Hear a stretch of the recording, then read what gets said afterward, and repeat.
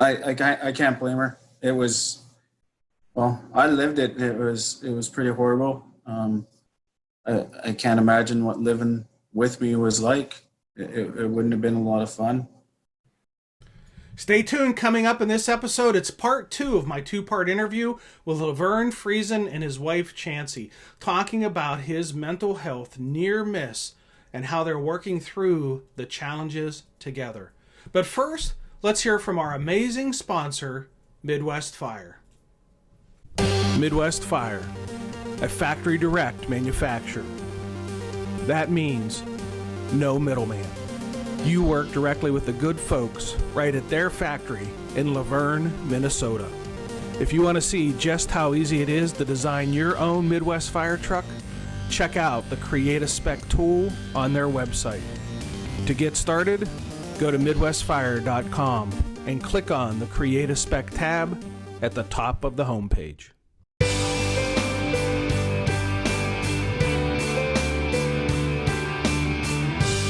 Hello and welcome to episode 311 of the Situation Awareness Matters show. I'm your host, Rich Gassaway.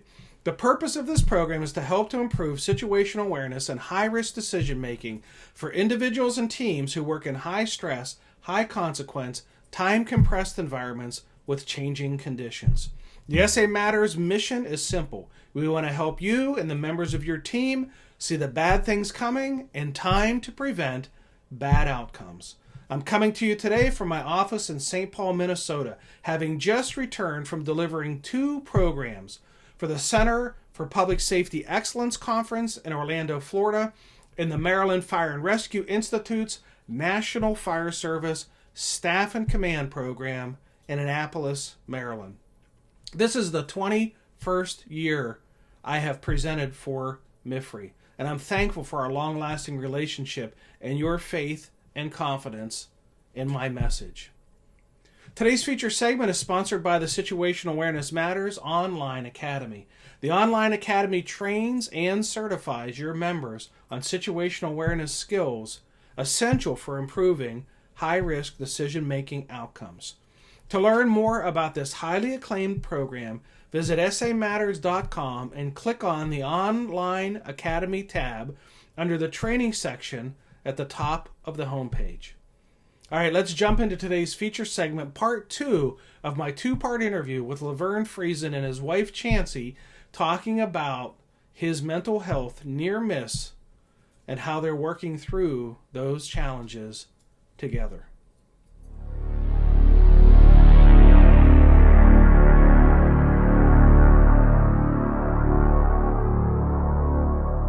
I went through the motions every day and I didn't have pain. So I didn't care if I didn't feel my life because I didn't feel pain. And that was way more important at that point because I'd been in pain for so long. But then my dad was diagnosed with lung cancer and was going downhill rather rapidly. And I didn't feel it. And I went, like, logically, I went, well, that's not right. My dad, we have this great relationship. I loved my father. He deserves for me to feel this. And if I don't feel it now, I'm going to feel it later and it's going to be worse. And so I started the process to wean off those drugs. And as I became more aware of coming back to myself and coming into my life again and what I'd missed by not giving a shit, then I went, oh my God. So like I had that parallel to draw as well. And I think that was really powerful as for my experience because I'd felt what that void was. And for me, it wasn't a dark place. It was just numb. And numb was really good for a while, but it was still just numb. I think Let me ask a question. And I'm going back a little bit in the interview. There was a point where Chancey, you were saying that you had a job that you enjoyed, work that you enjoyed. They treated you well, sometimes causing you to maybe stay there a little longer to kind of avoid the home situation that you'd have to come home and deal with. Verne, was there any form of jealousy or resentment of the fact that she had that good job and then you're coming home, you know, from a completely different circumstance? You know, were you feeling any form of resentment toward her? Yes. She still or has said that I hated her job. I don't know that I hated the job so much, but I think I would kind of feel abandoned a little bit, and which went back to some of the stress at my former employer because I felt really abandoned there. Well, many times actually, and that was quite the trigger for me, and that would cause a lot of stress, and I was quite unreasonable about it. She'd say she'd be home at 4:30 or something, and she'd get home at 4:35, and I'd be losing my mind. Like it just was not a good thing, and I knew that I wasn't very nice to be around. I knew that much. I would try. I would try hard. I would try to be the great husband that she, needed and was used to, and I couldn't be. Like I said, I couldn't control it. I tried my best, and I couldn't control it. And there, like, because there was a time where he thought that he would like to come and work at the same company, because there was a job that he would have been perfect for. But because I worked there, you couldn't hire him as well. And so I think it was like having that hope snatched away from him as well, that there was maybe an escape on the horizon. And like the company I work for, they're amazing. They're, all over the world, and it's just a really great company. And so I still love my job, and it's still a great place for me to go. But like even now, and this is months later, if I'm going to be late for coming home, if I'm not texting almost minute by minute to let him know exactly where I am, I know I'm in shit when I get in the door, because it's just sort of pushes him back to that mindset, and he thinks that I'm hiding at work again. And like it was never a conscious thing. It was never a decision of mine to have this refuge. It was just they liked me. And after being home with kids for a couple of years, going from having lost my vocabulary entirely to doing some advanced data analysis and building these huge reams of spreadsheets and just like dork stuff that I love. I loved that I was getting to use my brain and problem solve again. And so like it lit me up, and I didn't have that at home. And so it was not a matter of this conscious, like, I'm going to stay there and do this thing. It was, this thing makes me happy, and going home doesn't. And so it was never intentional. I was never like leaving the kids at daycare any longer than necessary if I could avoid it. But on afternoons where I knew he was home, more often than not, I probably was going to be late, because I was going to push that one more thing before I had to walk out the door and get to a point where I could save and walk away. And I wouldn't have wanted to come home to me either. I can't blame her. It was, well, I lived it. It was pretty horrible. I can't imagine what living with me was like. It wouldn't have been a lot of fun. We've refined the way we communicate. We don't text as much anymore. We talk to each other. Yeah. Chancey, I have a question for you. Out there are going to be people who are watching this episode who are the spouse of someone who has post-traumatic stress injury, and they're living what you have gone through.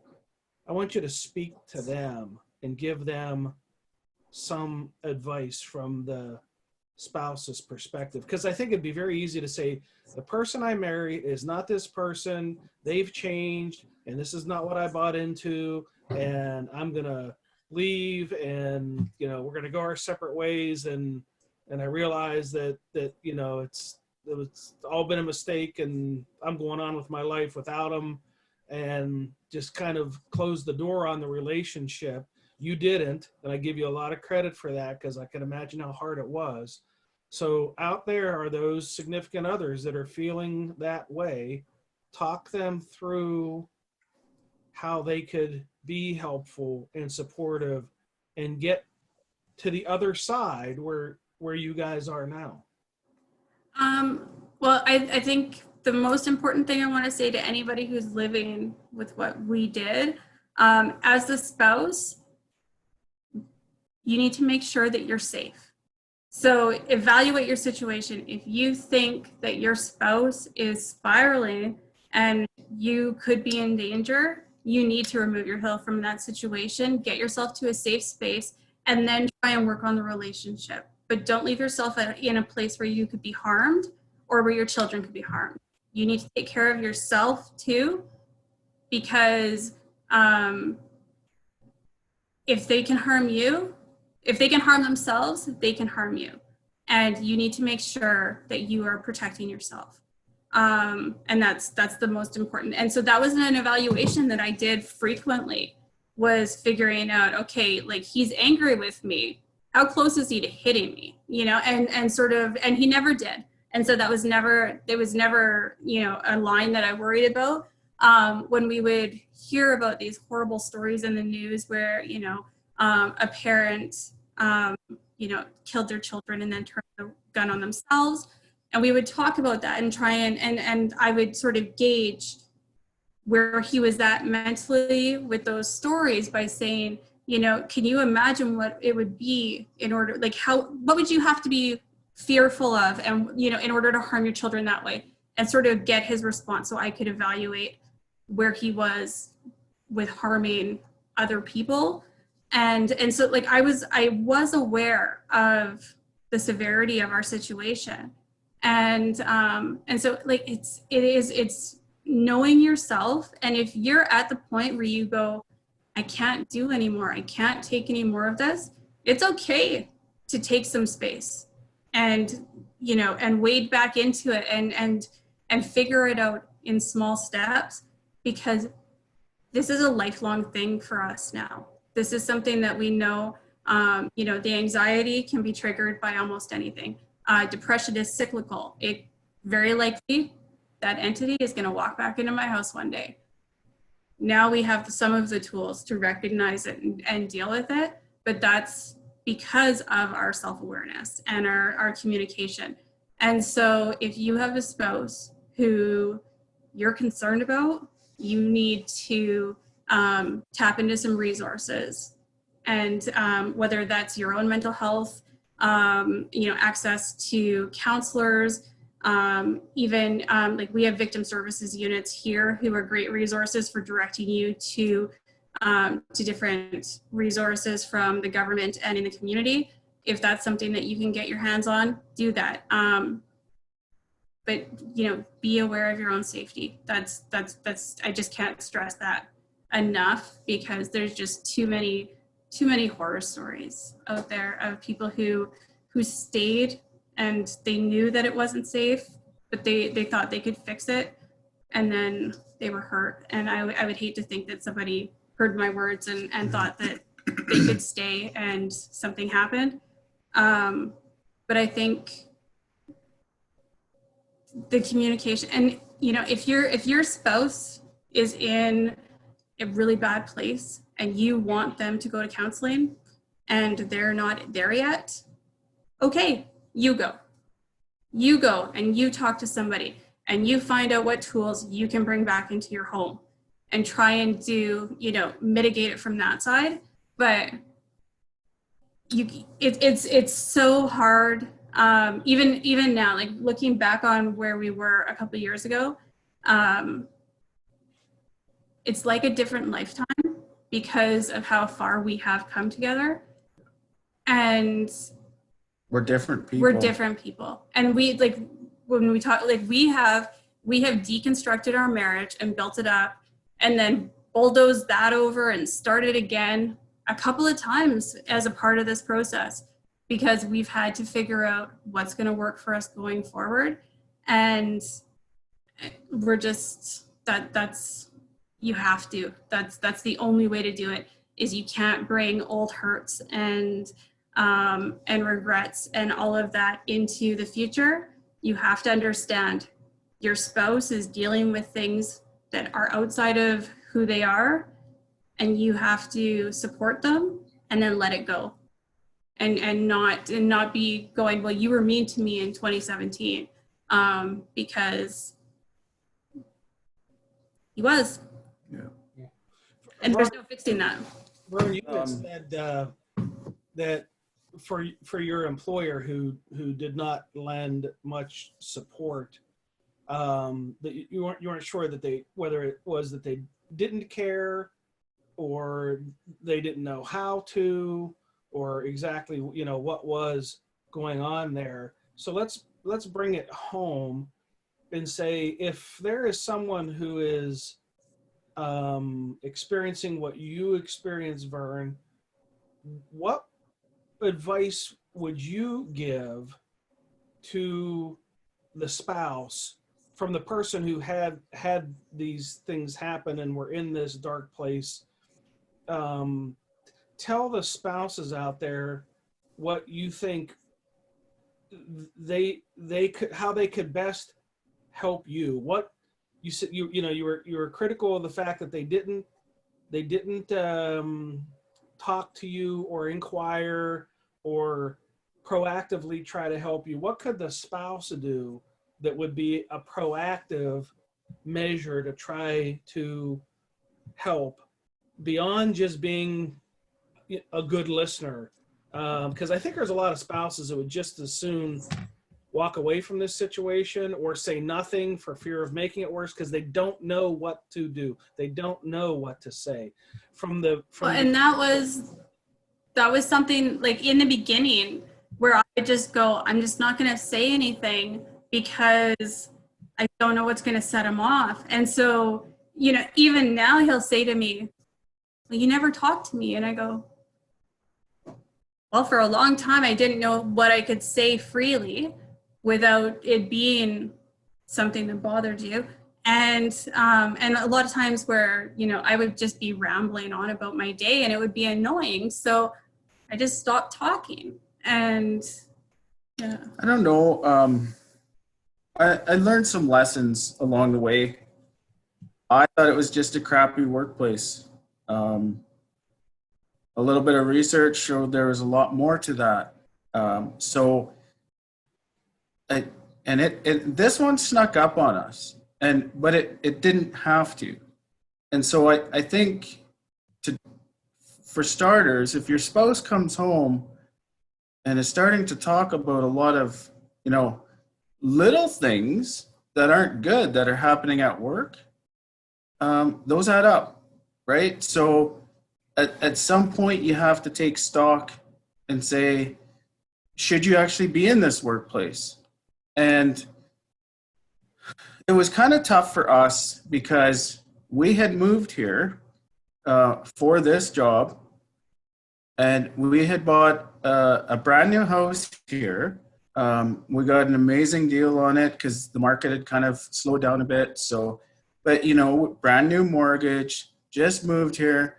It's another baby. Yeah, brand new baby. It's not like we're going to be moving anytime soon. And so I think that kind of, we were held to this job a little more. But all these little signs, like, you know, the communication's key. You know, talking to each other. Some of these little things are going to start adding up. So try to catch it some way, somehow. Talk about it. Reevaluate the job where you're at. There was some new legislation coming into effect here in Alberta. It would have been September of 2018, and that was my goal, is I could have gone off work with 100% workman's compensation coverage for a psychological injury if I made it to September. In hindsight, though, I'm not sure. I don't think I would have made it. Whether I'm actually talking about my life, or if I would have just tapped out and walked and started pumping gas somewhere at a gas station. But I was very fortunate to have a position come up that I applied for and I got.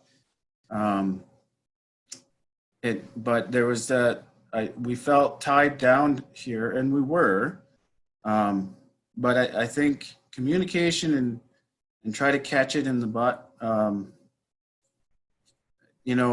Once it happens and you're in that, or your spouse is in that major depressive episode, or that severe anxiety or whatever it might be, I'm not sure that I have the great advice. Probably go get counseling yourself, or try to talk to them, and communication's key, right? So see if they can talk. It's reach out to coworkers. Hopefully they're they're in a good place. Hopefully there's some coworkers that they can talk to if they don't want to talk to you. Did Chancy recommend the counseling to you first, or did you say you thought you needed to go to counseling? And if she recommended it first, were you in agreement initially, or were you in denial initially that counseling would help? I think she recommended me taking a stress leave first, and I was not in favor of that at first.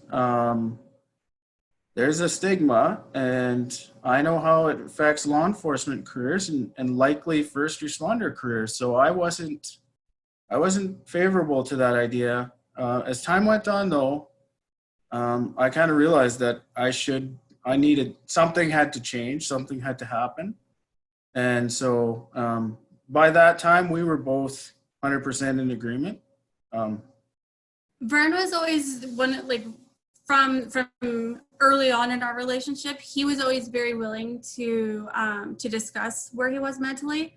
And so, at different points throughout our relationship, when he just sort of felt it like he needed, almost to decompress, he would schedule an appointment for himself and go and talk to a counselor and just sort of check in and see how he was doing.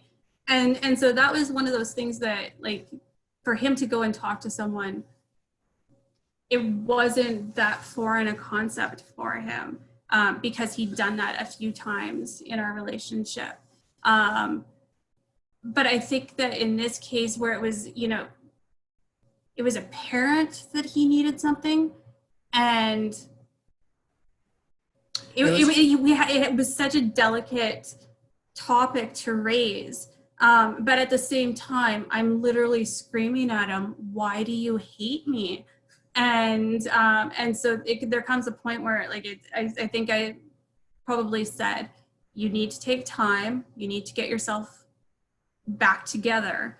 And so I'm pretty sure that it was that he had gone and scheduled the appointment to go and see the counselor, but the goal of that was to have an opinion of somebody other than his nosy, bossy wife, as to whether or not he actually needed to take that time. Yeah. And I think probably 3 minutes into his appointment, she was already writing him a note. So I don't want to dig too deep into the personal lives of the two of you as this was all unfolding, but you have said something there, Chancey, a couple times that makes me puts a question in my mind. And if you guys don't want to talk about it, you can call it out of bounds and we'll just skip the question. But you said several times that you had asked Verne, "Why do you hate me? Why do you hate me?" Was there ever an answer to that, or did he just get frustrated and walk away because he couldn't. Mostly he would walk away, or he'd be going, you're imagining it, and so then he's gaslighting me, making me feel like I'm crazy. But he's everything I said made him crazy and angry and frustrated, and it wasn't like, why am I annoying you? It was, why do you hate me? And it was very different emotion than I'd ever had directed at me from somebody I'm in a relationship with. And so when I would say it, and he's going, oh, like, you're just, you're imagining it, you're making it's not that bad. And I'm going, dude, it's that bad. Like, I am trying to do all of these things. I am juggling all of the balls, trying to keep any of the stress off of him. When I have bills come in, I'm hiding them because I don't want him to get worried about the finances. And like, there's just, everything. And I didn't have an answer. And it wasn't until quite recently where he said, you're right, though, I did hate you, but I don't know why. Yeah. I did hate her. I didn't know why. But I knew that I couldn't tell her because, there's that little part of me, even through my injured brain, that I wanted her to stay, right? And I knew that if I told her I hated her, she might not stay. Seeing the doctor's diagnosis of me and seeing that word hostility, that was an eye-opener for me. But it was also kind of an explanation, right? Because that's what it was. It was just hostility. There was no reason for it. I believe the anxiety triggered it, but like I said, it just came and went. It might be there for a day. It might be there for 10 days. It was horrible. During this period, what were the age ranges of your two kids? Like they were this and this age as it was starting, and they were this and this age as we've made the turn. What was the range of their ages? And then I'll ask a follow-up. When we moved here, I was pregnant with our son, and our daughter had just turned 2 shortly after we moved here. And so that was 2016, and most of this happened. I would say just before the youngest was a year, and really I would only classify myself as healthy probably last July. For the most part, there's been a couple of bumps, and I think there's going to be bumps in the road and for the rest of my life, but so basically, 8 months to 3 years old, and 2 years old to just under 5, I guess. So for your older one, what did they ever, from their point of innocence, Chancey, they ever say, why is Daddy mad? Or did you find yourself having to explain his behavior or defend his behavior, if it's even defensible, to your children? I can recall a couple of incidents just off the top of my head, but one, we had been out. We'd gone out for dinner, we were shopping or something, and we needed bread. We always need bread. And so we're just about to head home, and I'd said to Verne, hey, if you swing into the grocery store, I'll run in quick and I'll grab some bread. And he's like, well, can't you do it in the morning? And I'm thinking, sure, I'm going to pack up the baby and the 3-year-old and go out and get bread in the morning. Let's do it now so I don't have to do that. To me, this is logical. And to me today, it's logical. Yeah, but he's, in his mind, I'm delaying bedtime, and and it's just triggering all of these things that are going to make it so that, he's not going to get the sleep he needs to go to work in the morning, and it's all adding up. And so I run into the grocery store, and as is life as a mom, I have the list of everything I need all the time in the back of my head. So as I'm running to grab the 4 loaves of bread we're going to go through in 2 days, I grab I think a box of cereal and a jug of milk, and I'm racing back to the checkout, and I get back out, and he's mad because I went in for bread, and how dare I come out with anything else that wasn't on the list of things that I'd cleared with him. And I've delayed him getting home to bed, and I've delayed getting the kids to bed, and so he starts giving me hell, and I'm crying. And our daughter said, "Daddy, stop being mean to mommy. You're making her cry." And I go, "Oh no, baby, it's okay. It's we had to make a stop, and it's just it'll be fine. We're going home now." And so just sort of trying to placate it.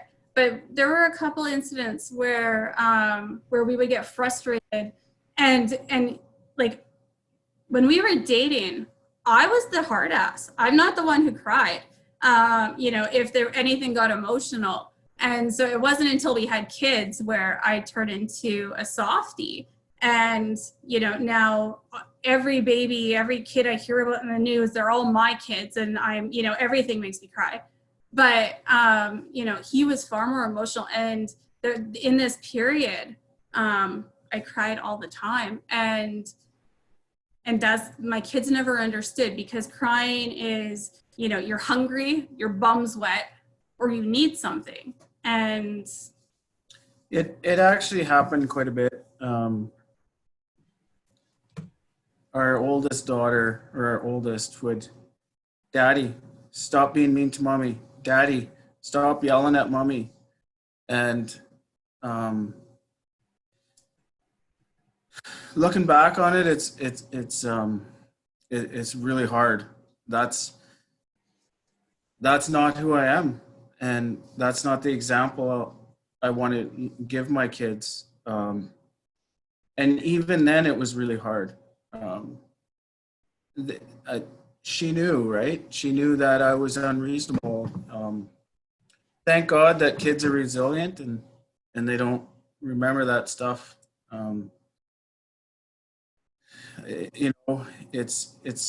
It's why now my family is my only priority, right? Everything else can take care of itself. I spend as much quality time with everybody as that I can. And I actually recently noticed a while ago, we got in a bit of an argument, and our daughter came over and told us both to stop, right? Because it was equal. It wasn't me or my mental illness berating her for no reason. And it's always good to have a little bit of support from the little ones too, right? Yeah, great. So from Facebook Live, Hank Holloway Chunk from Smoky Lake, Alberta. Hank is a friend of mine who attended a program that I had taught, I forget how many years ago now, but we kind of got to know each other there, and he's been a follower on social media and a big supporter of the Situation Awareness Matters message. Posted a note that says, "Rich, please thank these folks for sharing their story so that it might be helpful to others in the future. That takes a lot of courage." And indeed it does. It took a lot of courage, Verne, for you to come on the first time, and then for Chancey to say, there's a side of this story for me to tell as well, is also very courageous. You both have been very forthcoming, completely open in sharing your life and your conversations and your feelings. And I believe that that from this, you're going to help others who are now or will be in those dark places. And it's, I think if there's anything that stands to drive a wedge in a family, it is that for first responders of post-traumatic stress, creating a divide in the relationship that becomes unrepairable, that the resentment, the grudges, the hostility never mends. It never gets repaired. And I know that you guys, you look at this as an ongoing process for the two of you, but I sit here in awe of your approach to this and how you have committed yourself to each other to see this through. Because I think it would have been very easy for each of you at some point to say, turn out the lights on the way out. We're gonna end this relationship, and to be blameful of each other from your own perspectives, but you didn't. You stuck together, and I think that's the whole magic of this story, is to not give up. You know, like Verne, you said, I didn't want to tell her that I hated her, because I knew that would turn the switch off and she'd give up and she would go, and you knew that.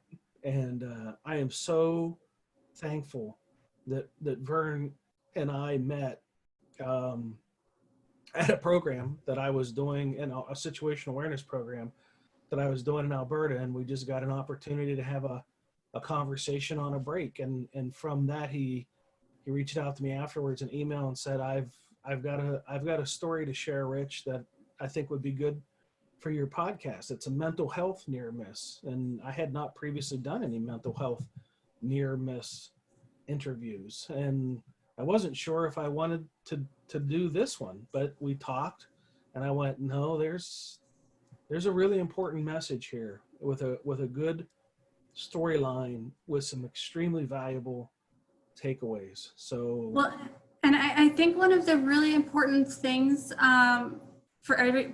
when we hear, PTSD or post-traumatic stress injury, we always think it's the big event, it's the mass casualty, and we don't think of the culmination of what these stressors are, and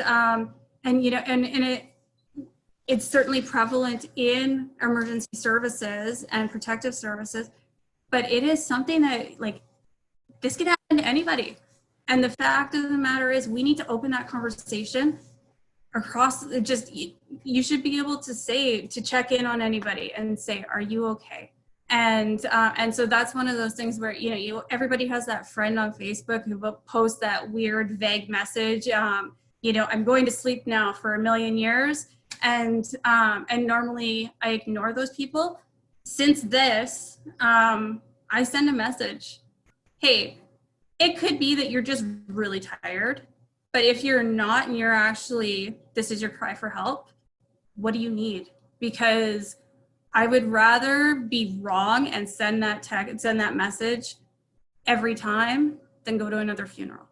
And I think that's a really important takeaway, is that this isn't only those big events. It's not just this industry. Yeah. I work in oil and gas, and we've lost a lot of people recently to suicide because our industry's in the tank, and it's the same. So I think that we need to talk. Yeah. We have to tell this story.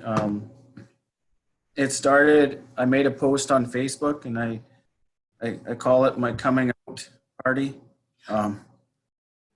And the feedback from that was so great and so positive, and I knew I had to do more. And I have to thank you for allowing me to tell my story. I learned so many lessons, and I've always wanted to help people. And now that I've learned all these lessons, I'm like, holy cow, everybody needs to know this, right? The other side to that is I don't want anybody else to have to go through what we did. It sucked. It was horrible. Since the first podcast aired and then the second, people have been coming forward to me, telling me their stories, telling me I'm helping, thanking them. It's hard at times. I will talk mental health with anybody that wants to listen. And maybe even if they don't, I like to talk. Sometimes I wonder if people think I'm crazy, but I don't really care, because we're all going to struggle with something. Something somewhere is going to bug us. We might not have a diagnosis, but we're going to have mental health. We're going to grieve. We're going to be sad, depressed, have pain, anything. And let's talk about it. Yeah, we actually had an exercise that it's not something anybody wants to do, but we both were invited to supply letters supporting a friend of ours who had ended his life after being a volunteer firefighter for many, many years, seeing horrific scenes. He left the service and had gotten pretty quiet. We certainly hadn't seen him in a couple of years. And then he killed himself. Actually, it was the 1-year anniversary a couple days ago. And we were able to write letters of support for a fund in order for his family to get some support financially. And in doing that, we had very different perspectives on it, of course. But, Verne's letter was, I went to these scenes with him and I saw these things and I know how it affected me, and this was my story. And I had a different story because I helped him write his resignation letter from the fire department. And that was really my only interaction with him, because we had only started dating a short time before that. And then he was gone from the department, so I didn't have a lot of interaction. But I found his resignation story in my email. And so I was able to pull up his own words and look at them and go, oh my God, I failed this person. I sat across the room from him and I took notes on how to help him write his letter. And it's all here.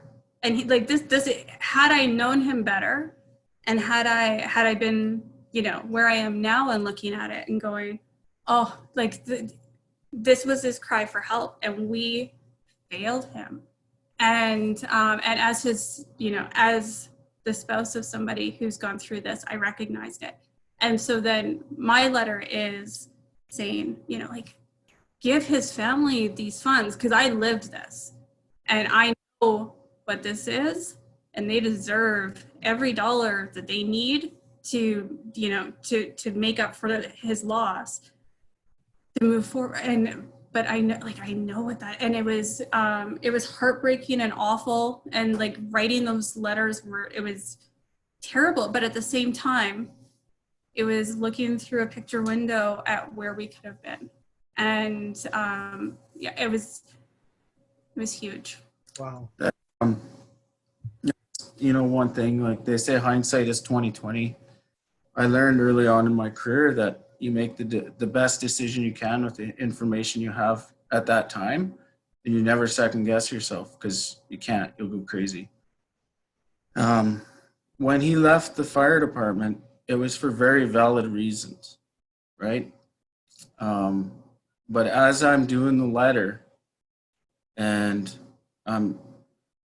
I don't know who's going to read it on the back end and decide if his family gets his grant or not. So I'm picking up the worst calls that I can think of that I know that he went on, and I'm starting to, see some of this, and I'm seeing his behavior, and I'm like, we need to talk about this more. We could have stopped this. Yeah. He was firefighter of the year like 3 years running, and he faded away. And somebody else from a different fire department altogether told me once that volunteer firefighters just fade away. Why do they fade away, right? And they don't have the motivation to be a volunteer firefighter anymore. And maybe there's an injury there that we have to be more aware of. Wow, that's good advice. Good observation. Very powerful. So I want to just close and thanking both of you for being with me today. Verne coming back now for the second time. I think this message is going to be very, very valuable to individuals or couples. I do want to say one thing in closing, and that is to give you some encouragement to write that book. But I think you should jointly author it. I think there's two sides to this story that book needs to, in a balanced way, make it both of yours journeys in both of yours stories. And I don't know if that's, I don't know the design of that, if that's a chapter by Verne and then a chapter by Chancey, or if it's a segment of a chapter by Verne and then Chancey puts her perspective on the things that you had to say. I don't know exactly the design of that, but I really think that each of your stories individually are solid, but together they're amazing. And consider joining those stories up in a book. I'm not that good at book titles, but the one that comes to my mind is The Hell and Back, and how we went there, how we spent time there, and how we crawled our way back from there. And we crawled out and fell back in. That's the story that you're telling. And as you go to write the book, I'm going to suggest something for you, and that is to take these 4 interviews and have the audio of these 4 interviews transcribed. And then because you're being so honest and so raw and so forthcoming here with the things that you're saying, that conversation is going to be very powerful in your book, because you're not constructing your words like you might sit down at a computer and type it and then retype it and edit it and re-edit it. You're just having a conversation from the heart. And the way you say the things that you have said here and in the previous episode, capturing those words and then putting them into the book are just going to be amazing, amazing lessons for people. So I am looking forward to the book. I cannot wait to read it and to get a copy of it and have it for my own. And it's been a pleasure to have you both on the show. Thank you. Verne and I met at the, like I said, at the class. Chancey, this is our first time meeting, and honestly, I didn't know what to expect. I've never, other than one time where a firefighter almost died in a fire, and then I had his wife come on and talk about how that experience impacted her, but it was more from her perspective of being a caregiver of his physical injuries, right? How they kind of fell out of their love relationship, and she became more of a caregiver, almost like a nurse to a patient kind of scenario. So it was very, very different than this. So I wasn't really sure, where we were going to go with this, but man, I am so glad we spent this time together and sharing this. And I can't thank you enough. I can't wait to get this episode out for people to watch and listen to. Thank you. And maybe we'll come back on when we do end up publishing the book. Oh yeah. Oh, absolutely. That's a guaranteed invitation. All right. Free copy for you. Thank you. Thank you to Laverne and Chancy Friesen for talking about your mental health near miss and how you're working through those challenges. Remember that this is part 2 of the interview, so if you missed part 1, be sure to go back and listen to last week's episode for the powerful setup for the lessons that were shared today. In case you're not aware, this show was launched back in 2014 with a purpose to give a platform to those who've had near misses to share their stories. When I'm on the road delivering situational awareness classes, attendees share amazing near miss stories with me. Their stories motivated me to launch this show, so their lessons learned could be shared with a bigger audience. You. The Situational Awareness Matters show, podcasted as SAMatters Radio, and our companion video program, SAMatters TV, on YouTube, along with other videos we have posted there, have enjoyed more than 1 million views, listens, and downloads. I'm so honored to be able to provide this free platform for these incredible lessons to be shared. If you like the show, please do me a solid favor and subscribe, and tell others that you know to subscribe.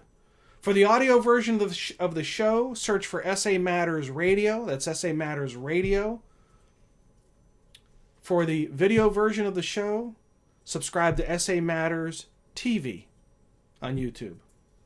Since 2007, our instructional team and consultants have helped more than 1,300 organizations and have trained over 86,000 individuals to improve high-risk decision-making. This includes fire, police, EMS, industry, manufacturing, military, business, medical, utility, transportation, aviation, oil production or energy production, biotechnology, and more. If someone you know works in a high-risk, high-consequence decision-making environment, then we're here to help to improve their safety and to help them accomplish the most important mission of all. And that's to go home from work, whole and healthy, every day, to the ones who love them. I'd like to take a moment to honor and thank some of our recent program and consulting clients. The Delaware City Refining Company in Delaware, Firehouse World Expo in Las Vegas, Nevada, the Center for Public Safety Excellence Conference in Orlando, Florida, the Maryland Fire and Rescue Institute's National Fire Service Staff and Command Program in Annapolis, Maryland. If you're interested in attending an upcoming program, here's where we're going to be next. On March 14th at the Eastern Oregon EMS Conference in Pendleton, Oregon. March 16 and 17 at the Kitsap County Training Officers Association Conference in Washington. March 23 at the Spring Fire Department in Spring, Texas. March 24th at the Exxon Mobil, back to Exxon Mobil, but this time for their corporate school on the campus of Texas A&M University in College Station, Texas. Then we're going to turn around and go right back to Spring, Texas on March 25 for another program for the fire department there.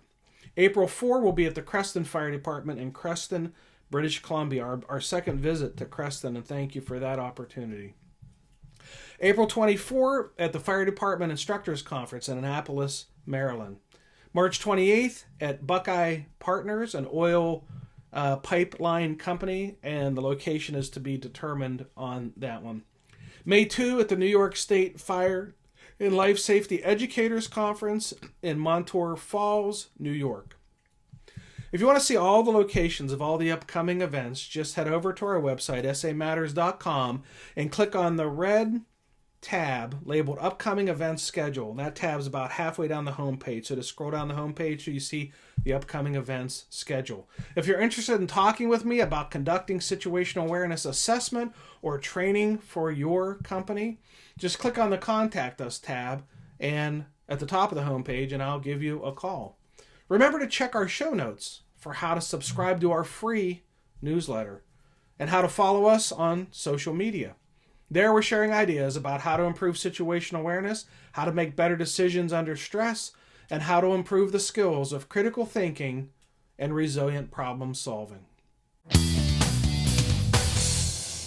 Well, that's it. Episode 311 of the Situational Awareness Matters show is complete. Thank you again to my guests, Laverne and Chancy Friesen. Thank you to our platinum sponsor, Midwest Fire. Thank you to our feature segment sponsor, the Situational Awareness Matters Online Academy. Thank you to our associate sponsor, Chief Miller.